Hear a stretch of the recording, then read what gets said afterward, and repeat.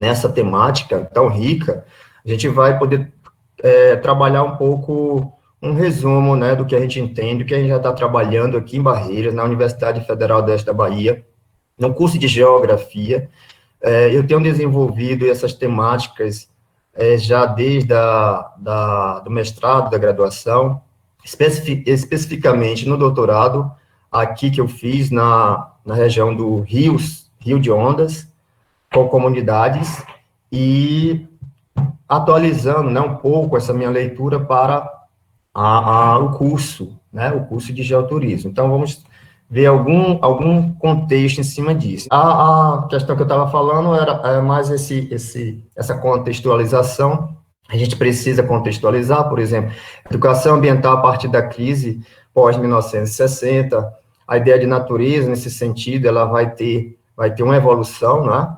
E esse marco que a gente chama histórico é bastante importante para nós todos, cursistas, nós todos que estamos desenvolvendo essa leitura de turismo, de meio ambiente, porque tudo que a gente interfere no espaço geográfico, ela tem um histórico, né? E aí a gente tende a problematizar em cima disso, o que é turismo, o que é educação. O professor Arthur, até parabenizar o professor Arthur, foi riquíssima a apresentação.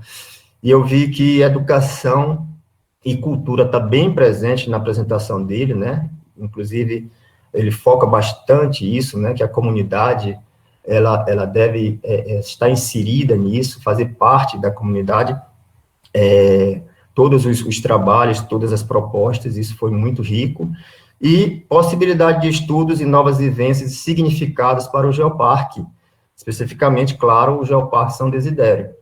E aí eu trago, ao final, as questões para reflexão em cima dessa nossa abordagem. Bom, já que nós trabalhamos a questão da contextualização, e aí eu, pensando nesse curso, né, a gente tem que voltar ao passado e identificar quando começou a ideia de conservação da natureza. E aí nós temos esse marco também, que é um Parque Nacional de Yellowstone, nos Estados Unidos, em 1872. E aí a gente começa a estar comparando, voltando no tempo, e a história mostra isso, né? Que nesse período é o período dali da Revolução Industrial, onde a gente tem uma grande capacidade em escala, inicia-se, né? Primeira revolução, no caso, e aí a demanda por recursos naturais já começa a aparecer, já começa a ter uma transformação de mercadorias, e a sociedade começa também a se modificar, né? O capitalismo mais avançado, e aí, claro, a natureza, ela já é mais visada nesse sentido. E as relações, claro, homem, natureza, sociedade, natureza, elas também são modificadas nesse sentido. Professor? Oi? Licencinha aqui de novo. Os seus slides estão em tela cheia aí? Eu coloquei... Porque aqui para a gente está aparecendo, não está em tela completa, não. Está aparecendo eles pequenininhos. Tem que estar em tela cheia? Não. Ou... Eu vou encerrar aqui.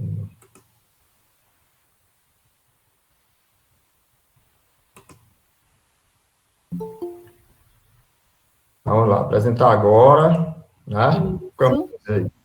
Depois, uma janela. uma janela. Isso. Clica no slide, né? Compartilhar. Isso.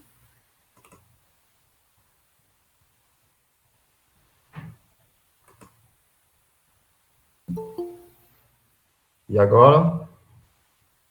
Para o senhor estar em tela cheia, o senhor aperta o F5. Já.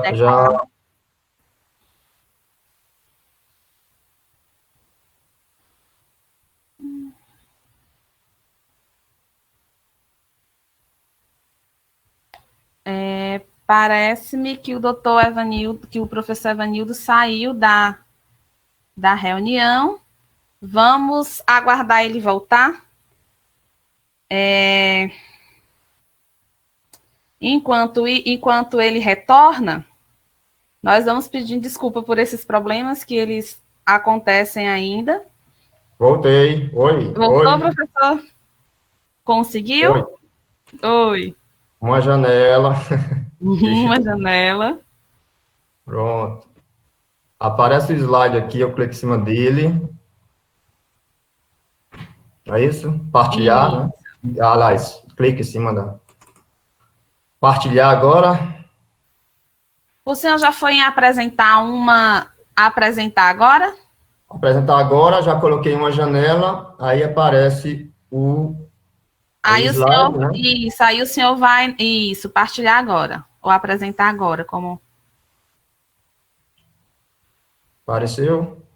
apareceu. Ele só não fica em tela cheia, ele continua pequenininho. E para a tela cheia eu vou no mesmo caminho. Aí o tela cheia, o senhor vai no F5 Tá. do teclado. Oi? Isso, agora deu certo. Muito Vocês bem, obrigada. me desculpem, meu povo, Não, é normal, isso mas vamos lá. tá novo para todo mundo. Vamos retomar aqui. Bom, nesse caso, no início, eu estou apenas dando um histórico, né? 1872, o primeiro parque nacional, né? Yellowstone, nos Estados Unidos, no estado de Montana, que aqui eu coloquei o mapa para vocês verem mais no oeste americano, e a entrada do Yellowstone Park. Então, esse Yellowstone tem uma geodiversidade importante, por isso que nós tivemos a criação dele. Na verdade, isso é bem comum nos parques, a questão da biodiversidade, né? No caso aí, vocês veem uma foto de uma lagoa, de rios termais, ou seja, já é um geossídio, como se fala, né? Me corrija aí, Diego, se está correta a expressão. Você que é o nosso grande mestre. E cachoeiras ou cânions, então, isso tudo inventariado para se tornar um parque. E essa visão de natureza, porque do outro lado a sociedade, como eu tinha falado, ela já está apregoando outros valores sobre a natureza. Daí a necessidade de reservar, né? Essa palavra também, reserva natural, determinados atributos cênicos, naturais, que vão fazer com que essa sociedade que é urbana, essa sociedade que é uma sociedade apegada a valores materiais e vivem praticamente numa cidade onde o estresse urbano é bem elevado, ela tende a se encontrar com a natureza. Isso, para nós, é muito importante a gente refletir, né, a ideia de natureza, que ela nasce exatamente dessa transformação da sociedade, e depois essa sociedade, ou esse indivíduo, ele tende a encontrar a natureza, né? E aí a gente pode dar como exemplos, ou a gente pode pensar aí na sua cidade, na nossa cidade, quais são os parques, quais são os lugares naturais em que eu saio da minha casa, no final de semana, ou de férias, e vou me encontrar com a natureza. Essa é uma grande reflexão que a gente quer deixar aqui. Será que existe a natureza? Parece que ela é uma pessoa, né? A gente vai se encontrar com ela. E aí a gente se esquece, ou a gente, por um tempo, a gente relaxa, esquece do trabalho massificante, estressante da cidade, né, do nosso ofício, procurando lugares paradisíacos. Aí eu deixo já uma leitura para vocês, né, do nosso curso, nessa discussão, Mito Moderno da Natureza Intocada. Isso é o título do professor Antônio Carlos Dieck, já é um clássico, em que ele vai trabalhando essa visão que a natureza, ela não é intocada, né? Ela já foi modificada, ela é modificada. E aí ele problematiza muito bem isso. Bom, aí os parques, ele inicia esse parque nos Estados Unidos, mas se expande para o Canadá, Nova Zelândia, Austrália, África do Sul, México, Argentina, Chile, Equador e Brasil, né? Brasil com o Parque Nacional do Itatiaia. Essas imagens do ICMBio, tá, gente? Então, vocês percebam aí a importância, né, a cênica, estética, mas também geológica, todo um conjunto da paisagem, cachoeiras, aqui no Rio de Janeiro. E em 1937 começa a nossa criação de parques aqui no Brasil, governo Getúlio Vargas. Também temos no Parque Itatiaia essa biodiversidade, os pássaros, né? E aí há uma expansão, né? Se nós considerarmos o geoparque, esse sentido dos animais, né? Da fauna, extremamente importante reconhecer. E aí nós vamos tendo essa visão da problematização com vocês, tem uma evolução, como eu falei, né? Você vê aí o período na coluna da esquerda, greco-romano, o homem é o quê? O homem fala, o homem discursa, parla, né? O parlamento. E a natureza é o quê? Na coluna da direita. É uma natureza divina. São os deuses gregos, os deuses do Olimpo, né? Que tem toda essa expressão na história. Mas aí o período muda. No Renascimento, a idade da razão, esse homem, ele é desnaturizado. Ou seja, ele já não faz mais parte dessa natureza que seria a expressão de Deus. E a natureza já entra numa análise matemática mecânica. Olha, se é a idade da razão, portanto, tudo se explica pela matemática. O capitalismo vem em seguida, na primeira fase, o homem é a força de trabalho e essa natureza é uma engrenagem física. Né? Ela vai combinar com esse estilo, né, ou esse pensamento matemático. Capitalismo da segunda fase, esse homem já é o fator de produção, ele entra como terra, como trabalho, essencial para quê? Para que haja reprodução do capital, e a natureza muda de significado, né? Ela já é capital. Né? E nós sabemos, o minério, as águas, elas entram como um fator importantíssimo para o capitalismo avançar, e avançar para todos os continentes. E hoje nós podemos colocar que esse capitalismo vê o homem como consumidor, e a natureza como um recurso, o homem também como população, e a natureza como mercadoria, e esse homem, ele é estatístico, ele entra nas estatísticas, né?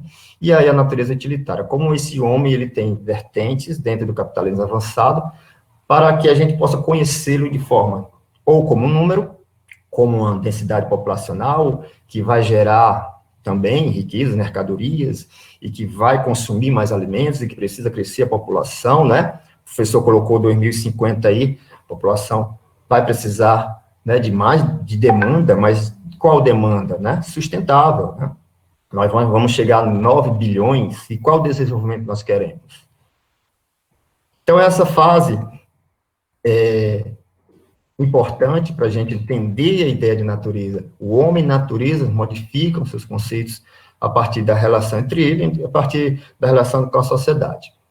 E é nessa linguagem, né, que a gente está tendo aqui, Machu Picchu, Cusco, como eu poderia colocar outros ambientes de parques que já estão sujeitos a uma pressão muito grande e que já há uma proposta de reduzir a população, visitantes e turistas nesses espaços.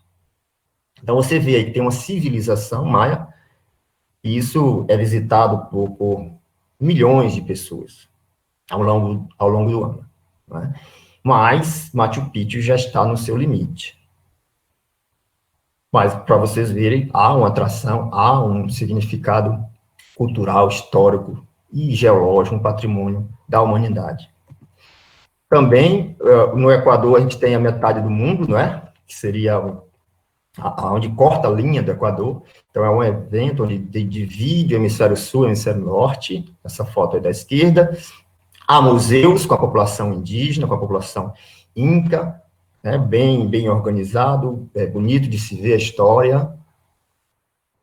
E aí a gente eu vou trabalhar um pouco mais rápido em relação, porque nós já comentamos, a educação ambiental, no caso, ela gera um novo olhar para aquele homem como mercadoria, para o desenvolvimento econômico que foi criticado, né? E aí eu tenho vários autores que vão trabalhar nessa linha, né? Trabalhando a educação ambiental após 1960, que gerou uma série de críticas em relação ao desenvolvimento que nós tínhamos até então.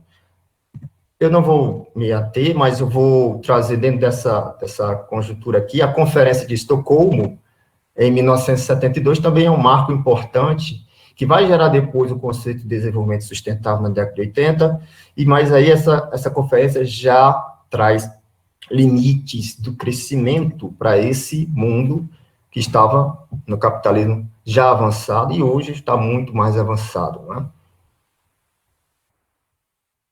Bom, e educação ambiental? A Política Nacional de Educação Ambiental traz esse conceito, processos, me dê licença de ler, os processos por meio dos quais o indivíduo e a coletividade constroem valores sociais, conhecimentos, habilidades, atitudes de competências voltadas para a conservação do meio ambiente, bem de uso comum do povo, é essencial à sadia qualidade de vida e sustentabilidade. Tudo casa, no caso, do conceito de desenvolvimento sustentável, aí traz também os 12 princípios que o professor Arthur trouxe, com a educação ambiental. Ou seja, eu estou trabalhando com vocês 30, 40 anos de discussão sobre o meio ambiente, na qual a educação entra como uma vertente principal, né, que atribui ao indivíduo responsabilidades, valores e conhecimentos com a conservação do meio ambiente. Enfim, e aí, Henrique Leff traz vários exemplos, ele trabalha na racionalidade ambiental, no lugar de uma racionalidade puramente econômica, tá? Então, ele vai trazer essa ideia de crise da civilização, que é o que nós passamos. Essa pandemia está nos mostrando que nós, o mundo que nós estamos, o desenvolvimento que nós atingimos, ela não gera riqueza no sentido de saúde, de educação, né? De cuidado com o meio ambiente. Então, nós vivemos numa crise de civilização eterna. É a acumulação de capital, né? Os bens, né, naturais, os recursos naturais são concentrados, e aí a gente sabe que a exploração da natureza, ela está sendo infinita, e a gente tende a olhar para uma outra globalização, quando falava Milton Santos, uma outra ideia de desenvolvimento, que a gente vem insistindo, e a gente tem que, como esse curso, a gente tem que refletir sempre. Bom, a Agenda 21, que vem também nesse crescimento, né? As causas da deterioração ininterrupta do meio ambiente, padrões insustentáveis, a questão do consumo é extremamente importante a gente destacar, que gera pobreza, que gera agravamento da pobreza, em desequilíbrios em quem tem condições e quem não tem. Bom, gente, eu estou dividindo, porém, a gente sabe que a interdependência é importante. Eu trago aqui a citação do livro do professor Girtz, antropólogo, que a gente pode trabalhar, né, na antropologia, na geografia cultural, a questão da educação, do meio ambiente e turismo. Então, o que é cultura? A gente diz assim, isso é cultural. Isso está acontecendo porque é cultural. Mas o que é cultural? Né? Se é cultural, a gente tem que respeitar, né? Um dia, essa cultura pode mudar, como sempre muda, né? A gente tem valores que a gente assimila de um e de outro e vai caminhando, né? Então, um sistema de concepções herdadas, expressas em formas simbólicas, os homens comunicam, perpetuam, desenvolvem seu conhecimento e suas atividades em relação à vida. Isso vai nos trazer, claro, uma riqueza cultural. E aí, a questão que nós trazemos no Geoparque é o choque de culturas. Uma cultura consumista dentro de Geoparque não combina, não é isso? As pessoas que vão procurar o Geoparque deverão ser pessoas que vão aprender também, né, e vão ensinar também. Algumas vezes, no afã de tudo gozar e aproveitar, ele age sem ter em conta o modo de ser e estar no mundo, a cultura local. Maria Geralda de Almeida traz que isso se chama cultura turística. No afã de tudo gozar. Então, a gente conhece que quando nós mesmos queremos ir a uma praia, uma montanha, a gente quer ver tudo, quer fotografar, a gente quer consumir, né? E a gente, às vezes, nem percebe as peculiaridades, né? A gente não tem, assim, um certo cuidado. Eu estou generalizando, né? Tá certo, pessoal? E isso se torna uma cultura que reina no mundo. uma cultura turística, e que a autora, ela trabalha isso bem, que a gente tem essa necessidade do consumo de paisagem, mesmo no turismo, e isso tem a ver, claro, com a nossa cultura. A Clarinda Silva, ela traz: o visitante e o morador focalizam aspectos diferentes da paisagem. De um lado, um olhar derivado de uma imersão no ambiente por aqueles que ali vivem. De outro, a visão fugaz de quem está de passagem em busca da diversidade de imagens. Vejam, eu chego com toda a minha cultura no lugar, né, e o outro chega no lugar daqueles que ali vivem. E aí gera, claro, um encontro, um choque, né, de quem realmente quer ver algo diferente do seu habitual, para quem já mora lá. Então, muito cuidado e muita cautela quando formos elaborar, escrever, né, desenvolver os nossos projetos na área de turismo, meio ambiente e cultura, especial Geoparque. No entanto, a vivência do turista com a paisagem, na maioria das vezes, ocorre pela intimidade com as máquinas fotográficas e pela fabricação automática de imagens. Principalmente agora, as máquinas de celular, bem desenvolvidas, que pode pegar ângulos maravilhosos, você bota uma cor, você bota outra, e ali, em 5 minutos, você já bateu a foto, já mandou, já está no Instagram. Vocês veem como a nossa cultura, ela desenvolveu no sentido da tecnologia, de consumir a paisagem rapidamente, né? E aí a gente fica nesse alvoroço de consumir, de mostrar que está na paisagem para os amigos, para a família. Então, essa paisagem, essa imagem, essa natureza, ela vai entrar na internet e vai ser vista por milhares de pessoas também. O turismo, segundo a Organização Mundial, é uma atividade que realizam pessoas durante as suas viagens, estadas em lugares diferentes ao seu entorno habitual, por um período consecutivo inferior a um ano, com finalidade de lazer, negócio ou outras. O turismo, enfim, existem várias modalidades de turismo, de negócio, de aventura, né, o turismo próprio lazer, enfim, quando se está de férias. É a Organização Mundial que a gente se pauta também para poder trazer essa classificação importante. Bom, mas as circunstâncias que levam alguém a turistar, alguém a sair do seu lugar de origens e visitar outros lugares paradisíacos, entre aspas, o aumento da consciência da necessidade de preservação dos recursos naturais, a necessidade psicológica das pessoas de encontrar alternativas de lazer, diferentes das praticadas nos grandes centros urbanos, maior aproximação de formas simples de vida, em contraposição à complexidade da vida moderna nos grandes centros urbanos, e busca de melhor qualidade de vida, que se traduz em maior interação com a natureza. Genebaldo Freire Dias traz isso, Reinaldo Dias traz isso com muito significado importante para nós aqui do curso, né? A questão psicológica, a questão de ir atrás de um lugar bucólico, saindo dos grandes centros urbanos, uma melhor qualidade de vida. Aí a pessoa, às vezes, vou me aposentar naquele lugar, naquele sítio próximo aos rios, enfim, tem uma série de situações que envolvem nossas necessidades por meio da psicologia, por meio da sociedade versus ou complementar a natureza.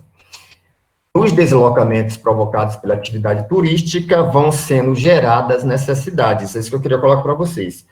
Transporte, alojamento, o professor Arthur colocou a questão da qualidade, né? A gente tem que oferecer a nossa qualidade nos alimentos, na acomodação, no alojamento, nos equipamentos, nos vestuários, e temos que procurar que qualidade é essa. É a minha, é a sua, N qualidades existem aí. Uma das características é o deslocamento que se efetua, que a gente está falando, do lugar de vida ao lugar do outro, e faz com que o homem procure cada vez mais no nosso período, que desse capitalismo, né, avançadíssimo, a fantasia, o simulacro, o exotismo, a nostalgia, o novo e o diferente. Cada vez mais. Claro que essa pausa com a pandemia nos faz novamente refletir tudo isso. Que turismo, que geoturismo, né, poderemos ter. Bom, possibilidade de estudos, aí eu já caminho para finalizar. para o Geoparque. Eu foco na ecopedagogia para vocês. Eu acho que esses temas são muito, muito complexos, são temas muito gigantes, né? Mas vamos focar na ecopedagogia, uma educação voltada para o respeito da natureza a partir de nossas atitudes diárias. E aí as atitudes vão sendo aplicadas, estudadas, refletidas na coexistência da natureza. Isso que a ecopedagogia traz. E aí eu tenho Gutierrez, segundo Gadotti, sentido da existência. Qual a nossa existência? Qual o sentido da nossa existência e da existência de outros seres? O equilíbrio dinâmico para desenvolver a sensibilidade social. Congruência harmônica que desenvolve a ternura e o estranhamento. Eu coloquei aí estranhamento um pouco mais destacado, vamos dizer assim, o estranhamento. Você está de frente àquele monumento da Lagoa Azul. É estranho, né? Mas é em beleza, mas é bonito. Né? E causa em você aquilo que eu falei anteriormente, algo psicológico, algo sentimental. Então, você está colocando um sentimento diante do diferente. A ética é integral, a racionalidade intuitiva, importante também, e uma consciência planetária. Não adianta nós estarmos trabalhando nesse curso, fazendo nossos projetos, se não incentivarmos uma consciência planetária. Nós fazemos parte desse mundo e, portanto, teremos que ter uma consciência comunitária, planetária, em uma escala maior. E aí segue o planeta como uma comunidade única, a Terra como mãe, organismo vivo em evolução, uma nova consciência que sabe o que é sustentável, apropriado, faz sentido para a experiência humana. Então, vejam que a ecopedagogia tem em Paulo Freire, tem em Lairargues, tem uma pedagogia do cuidado, em Leonardo Boff, por exemplo, do cuidar a terra, saber cuidar, como aquele texto de Leonardo Boff. Então, a terra como mãe, uma terra como a pobre das pobres, a bondade para com essa casa, o endereço dos homens é a terra, a justiça sociocósmica, a terra é um grande pobre, o maior de todos os pobres, que merece cuidado. Uma pedagogia que promove a vida, envolver-se, comunicar-se, compartilhar, relacionar-se, entusiasmar-se. Então, a vida, ela deve estar em todos os sentidos dentro de uma pedagogia cotidiana, de um geoparque cotidiano, que esteja presente 24 horas na vida das pessoas, quem chega, quem está ali e quem vai embora. Bom, eu pego aqui o Geósito, nosso amigo Geósito, Diego, 4 importantes, vocês vão ver na dissertação dele: estimular a investigação aplicada à realidade do território, baseada na prioridade e necessidade da população local, aproximar os processos científicos, a ciência e os cidadãos, capacitar o território do Geoparque São Desidério, aprimorando o conhecimento técnico-científico para a solução embasada de problemas, e fomentar a propagação científica através de eventos, ações formativas, além da prestação de serviço à comunidade. Então, vejam que existe um amplo leque de discussões em várias vertentes da educação, do turismo, a questão do território quanto cultural, simbólico-cultural também, né? Físico também. Eu trago aqui para vocês uma cartografia cultural do Geoparque, né? Do CRAP, aí na página do Geoparque lá de Araripe, que nós poderemos também adotar, né? Aqui, como proposta, claro, a gente como geógrafo, geógrafo também, né? A gente tem todos os ícones que você clica, tem lá todo o histórico do museu, todo o histórico da igreja, e aí você tem uma imagem de satélite belíssima que você pode localizar. Aí a Araripe, a Chapada do Araripe, aqui um mirante que possivelmente, né, as estruturas que poderemos ter lá em São Desidério, um mirante, já temos mirantes naturais, né? Da Lagoa Azul nós temos mirantes naturais e outros mirantes, cachoeiras. E a comunidade, extremamente importante conhecer as comunidades de São Desidério, extremamente saber que elas possuem uma comunhão, uma partilha extrativismo, as atividades agrícolas. Ele se reconhece como que essa natureza e esse indivíduo, essa sociedade, como estão preservados, conservadas, a geoconservação, né? São Desidério tem um patrimônio muito rico. Eu já fiz projetos lá de iniciação científica, nós temos o divino, nós temos a pegada do mastro, que deverão estar naquela cartografia cultural. Nós temos as petas, as garrafadas, inclusive eu achei interessante que essa aí é uma garrafada feminina. Olha só que interessante, né? Vai servir para impulsionar o geoturismo. E as petas, que são produtos nossos aqui, né? E bons produtos, né? O artesanato, quem não conhece, né? Lindíssimo o artesanato de São Desidério. Aí você vai ter o capim dourado, e também outros de madeira, né? Como essas tábuas. Bambu do Ari, acho que é o Ari, se não me engano, é um artista que, na época do projeto, conheci, e ele apresenta, vende esses produtos. Olha só que souvenirs interessantes. São Desidério, Parque Lagoa Azul, Geossítio, a ecopedagogia aí presente, com seus estudantes de ensino superior, mas também do ensino médio, visitando, reconhecendo, diagnosticando, né, refletindo, inclusive, a lagoa, o caste, a vegetação no período seco, a vegetação no período chuvoso, a geologia, o tipo de rocha, as rochas carbonáticas, a pedra do pescoço, que não tem mais, né, caiu, mas nós temos vários temas. E aí eu deixo para finalizar as questões para reflexão. Como é um curso, mas aí a gente continua, porque não finaliza por aqui. Então, a primeira questão, como articular turismo, educação ambiental e cultura? Quais tipologias de paisagens culturais podem ser definidas no Geoparque de São Desidério? Essas tipologias, nós vamos encontrar beiradeiros, vazanteiros, caatingueiros, serradeiros, ou geraizeiros, ou todos nós temos essa tipologia. Como, e aí finalizar, como minimizar o impacto de um geoparque em São Desidério a partir da ecopedagogia? Porque é um impacto, se vocês me entendem, o que eu quero dizer como impacto, é um impacto enorme na vida das pessoas, na vida de quem é de Barreira, dos municípios vizinhos. O geoparque é um impacto enorme. Como nós vamos fazer com que esse impacto, que é positivo, não seja desvirtuado, né, das suas diretrizes, mas que a gente possa desenvolver da melhor forma possível a partir da ecopedagogia ou de outras vertentes da educação, do turismo, e por aí vai. Tá bom, gente?